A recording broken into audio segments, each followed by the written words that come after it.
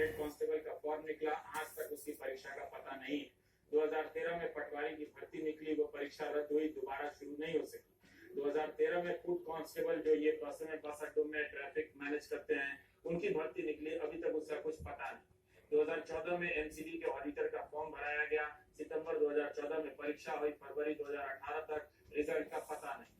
2015 में junior engineer का form भरा गया, 24 सितंबर 2017 को परीक्षा हुई, अभी तक रिजल्ट का पता नहीं। सारे पढ़ने लगूंगा तो आप ही हाँफने लगेंगे, जरूर इसके कुछ ना कुछ कारण बताए जाएंगे, मगर 2012 से लेकर 2018 तक परीक्षा लटकने का क्या कारण हो सकता है? सिस्टम से को लेकर ये विश्वास हो जाएगा कि राम भरोसे हिंदू होटल की तरह चल रहा है हमारा सिस्टम, या फिर कोई इसे चला भी रहा है या नहीं। दिल्ली अधीनस्थ सेवा चयन बोर्ड की सार्वजनिक समीक्षा होनी चाहिए। अब आपको इस बोर्ड की एक नौकरी का हाल बताता हूँ।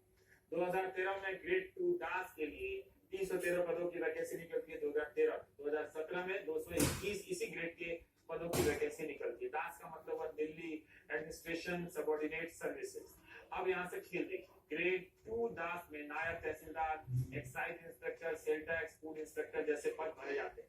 2013 में 313 पदों की भर्ती निकली, आज तक प्रक्रिया पूरी नहीं हुई, सिर्फ एक चरण की परीक्षा हुई। पहले चरण की परीक्षा का रिजल्ट निकला अक्टूबर-नवंबर 2017 में, दूसरे चरण का पता नहीं। 2017 में पहले का रिजल्ट नहीं निकला, इसी ग्रेड की 221 पदों की भर्ती निकलती है। उम्र सीमा 20 से 27 साल, फीस रखी गई 100 रुपए। डीएसएसबी ने कहा कि दोबारा से फॉर्म भरे जाएंगे क्योंकि उम्र सीमा अब 20 से 32 साल कर दी गई है, फीस रखी गई 100 रुपए। 2 लाख से अधिक छात्रों ने अप्लाई किया, कई छात्रों ने दोबारा से 100 रुपए फीस भरे। क्या एक पद के लिए 2 बार फीस भरी गई होगी? डीएसएसबी का एग्जाम जब भी होता है, 4 ट्रेड के हम पढ़ चुके हैं, लेकिन कभी उनके एग्जाम हुए नहीं डीएसएसबी के। दिल्ली सरकार के अंदर आता है, लेकिन अभी भी फॉर्म भरे गए, तब भी उनका कुछ नहीं हुआ। बहुत मेहनत करने के बाद भी जब हमें ये न्यूज मिली कि डीएसएसबी का पेपर लीक हो गया है, तो नुकसान हम जैसे बच्चों को होता है। इतना मेहनत करने के बाद भी हमें कोई फायदा नहीं। 4-5 साल के बाद वैकेंसी निकलती है, उसमें भी एज फैक्टर होता है। सब अप्लाई नहीं कर पाते, अप्लाई करते हैं, मेहनत करते हैं, रिजल्ट अच्छा नहीं आता है। इतना बड़ा बोर्ड होने के बाद भी अगर पेपर लीक हो रहा है, तो फिर मुझे नहीं लगता कि इंडिया में हम फेयर चांस से जॉब ले सकते हैं। तो मेरा क्वेश्चन यही है कि कब तक ये सब होगा और हम जैसे बच्चे कब तक सफर करेंगे इस चीज को, कितने टाइम तक हम वेट करेंगे और गवर्नमेंट हमारे लिए क्या कर रही है? नमस्कार, मैं डीएसएसबी की पिछली भर्तियों के बारे में कहना चाहता हूँ। डीएसएसबी ने वर्ष 2013 में पटवारी, एलडीसी और फूड कांस्टेबल की 3 भर्तियां निकाली।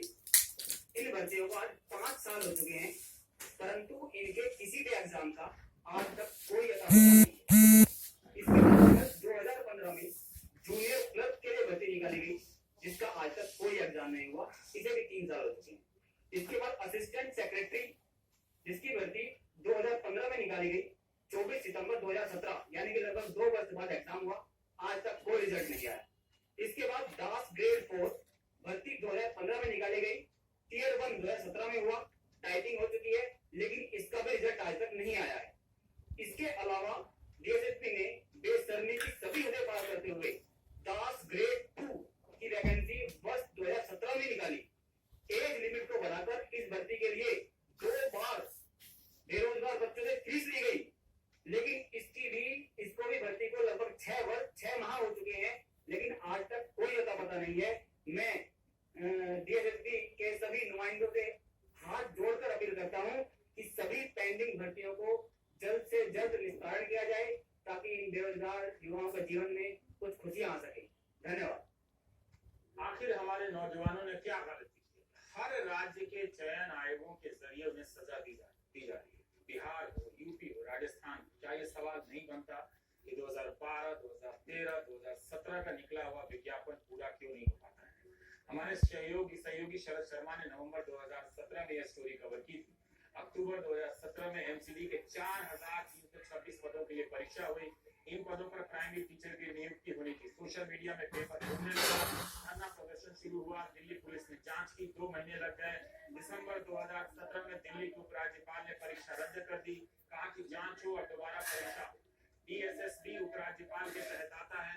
दिसंबर 2017 से मार्च 2018 आ गया, अभी तक पता नहीं कि 4,326 प्राइमरी शिक्षकों के लिए परीक्षा कब होगी। इतने बेरोजगार बर्बाद हैं, इसका नुकसान लाखों छात्रों को उठाना पड़ रहा है।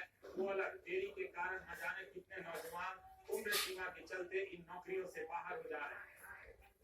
2012 से लेकर 18 तक DSSP परीक्षाएं कराता है, लोगों को उम्मीदें होती हैं छात्रों को मुझे नौकरियां मिल जाएंगी, लेकिन उस पर कोई कार्रवाई नहीं होती। तो कुल मिलाकर ये एक अंधेर नगरी चौपट राजा वाला हिसाब किताब चल रहा है। उपराज्यपाल के अधीन LG महोदय के अधीन DSSP संस्था आती है, सर्विसेज उनके अधीन आता है, तो निश्चित रूप से उनको इस पर कार्रवाई करनी चाहिए। इसके बाद बैंक सीरीज